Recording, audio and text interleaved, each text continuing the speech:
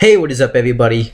I am here to give you my WWE Smackdown review for June 11th, 2015. I'm going to watch it off that wrestling site, so I'm going to watch part 1, and then I'm going to come back and review it, and watch part 2, and do the same thing. I think Smackdown could be good. It's the final show before Money in the Bank, so this is the final chance to get us to finally want to buy or watch or get the network or whatever's, or to watch the pay-per-view. So I hope they do something good. There's supposed to be like a 6-man tag team match between, I don't remember. Not gonna lie, it's not that I don't care, it's just I don't remember. But it's gonna be guys that are in the Money in the Bank ladder match, so I think that should be a nice way to build that match up. And yeah, let's just see where this SmackDown goes. So I'll be back to give you my review, and I'm going to type my notes on my laptop again because I don't have my notebook on me right now, and I don't feel like getting up and get it. Alright, so on to SmackDown.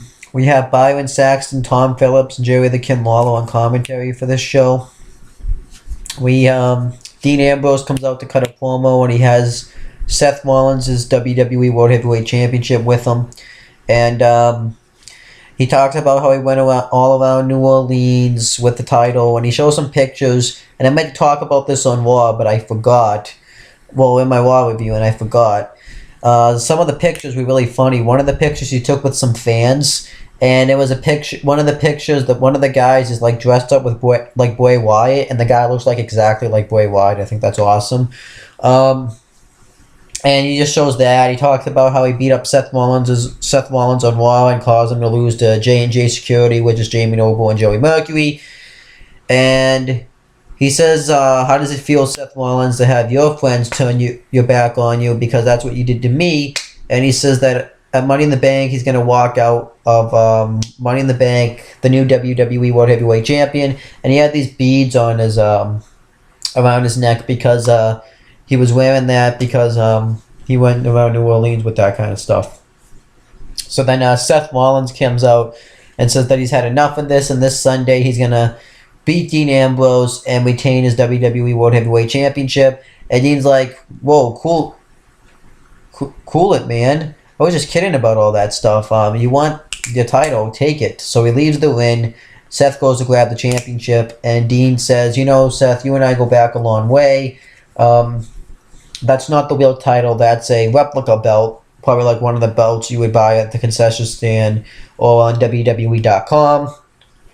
And Dean says that he had a crazy night on Monday, and says that he left the title between here and New Orleans, so he's gonna go get it. He even made this joke too, how he didn't remember what day it is. He doesn't even sure if today was Tuesday or not. Now, it's obviously like a drunk joke, but the actual joke itself is SmackDown is actually taped on Tuesdays. So it actually was Tuesday when Dean Ambrose said that that's the joke. But Ambrose leaves to go get the title, and Seth Rollins says, I'm not done with you yet. And then Corporate Kane comes out and makes Seth Rollins versus Dolph Ziggler for tonight. I thought the segment was really good. I really enjoyed it. And then we get the Miz versus Ryback. Really good match here. Ryback destroys Miz throughout much of the match, and then Miz sends Ryback face first into the announce table. Actually, Miz was doing his little thing where he takes his sunglasses off, and he's like doing his little thing. And Jerry the King Lawler on commentary says, is he trying to get the fans to be quiet? No, he's trying to tell the fans to be quiet, or is he trying to fly? That was a great line.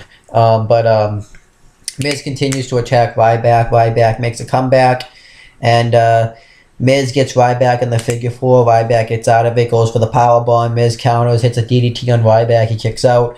And then Ryback makes his comeback, goes for the Miho clothesline. Miz rolls outside the ring. Ryback goes to get him. And then Miz hits a skull crusher finale on Ryback.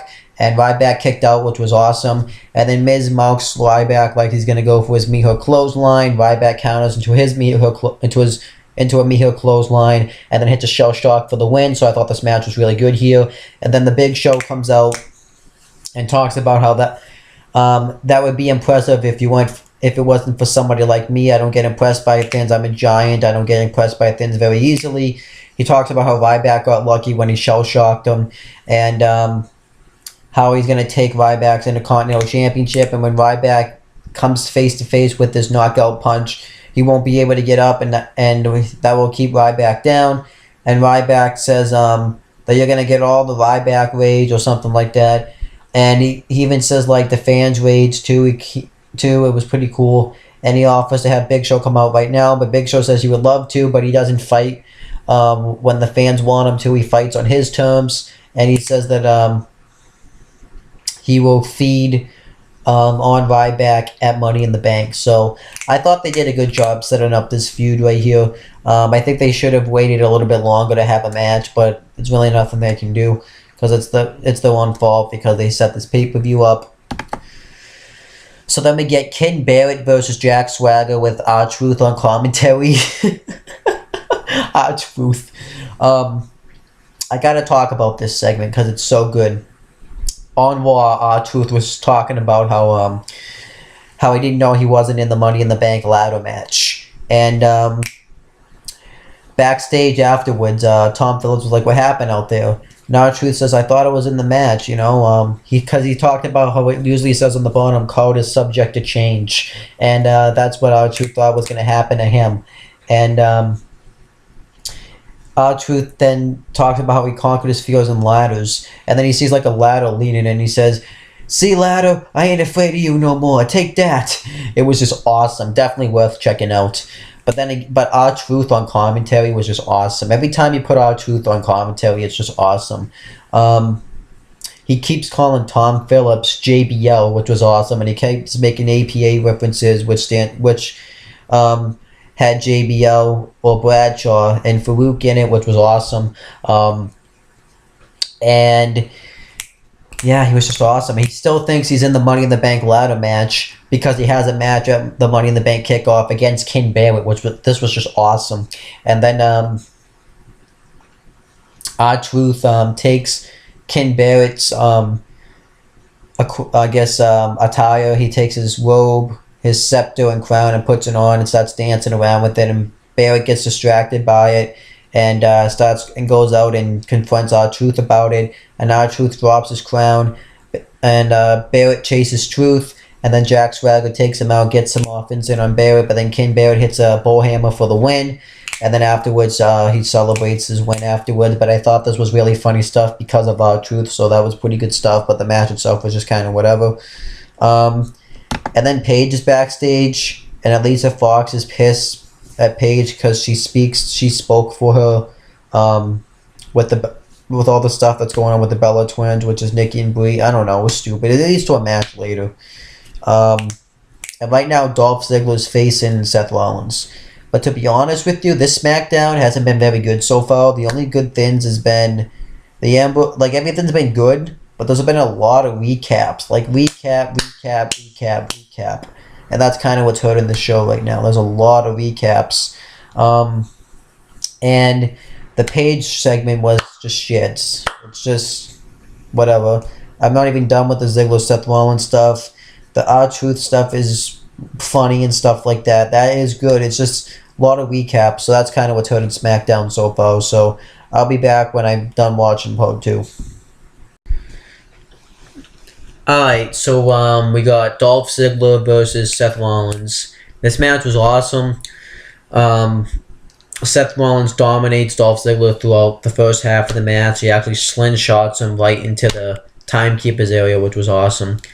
And then Dolph Ziggler makes a comeback, and then it really gets interesting.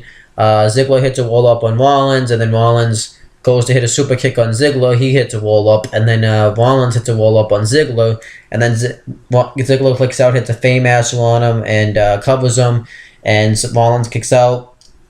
And then Ziggler goes off the top and do a cross-body. Rollins he hits it, then Rollins rolls him over for a pin and then holds the tights for the win.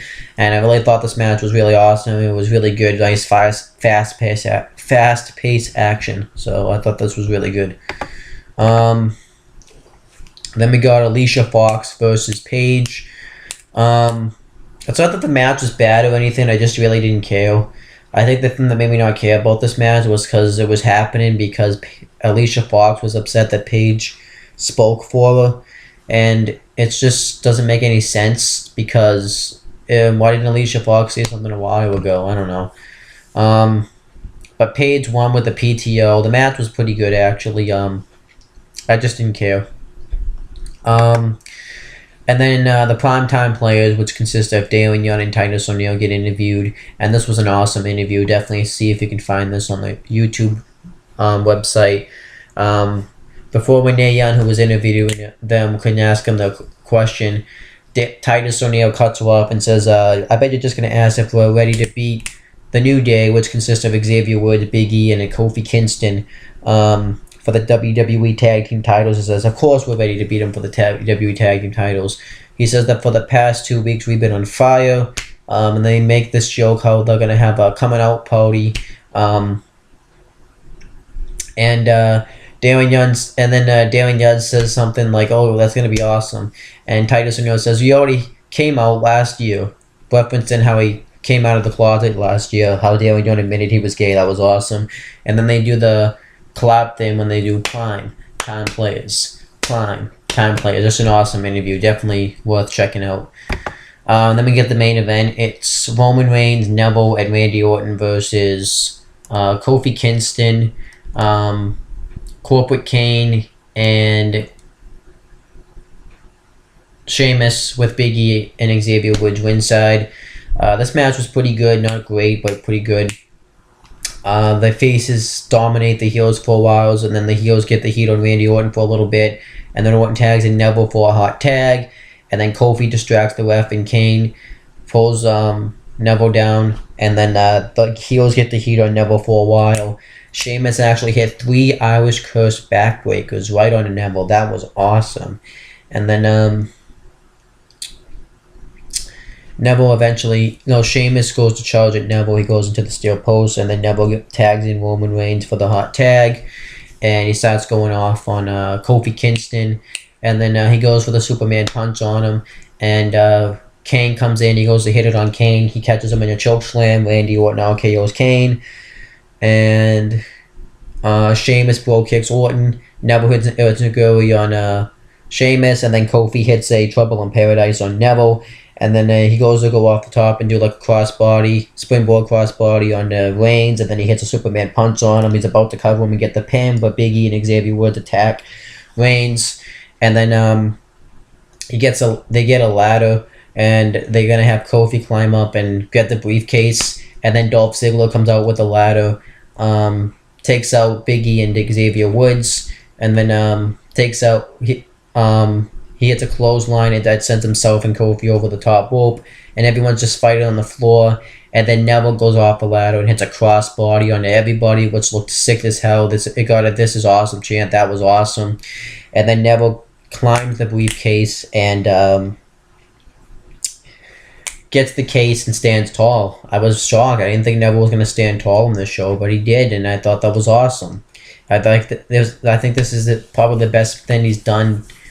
I guess I'd say this. I would say this is like one of his best moments that he's had since he's debuted. So I think that's awesome.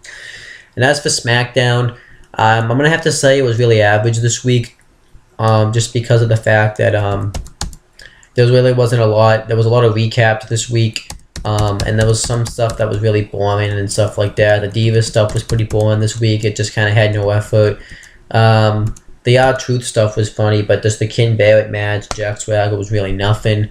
But it was pretty funny, so I'll give it that. Ambrose and the Ambrose Rollins segment was really good. The Rollins and Ziggler match was awesome.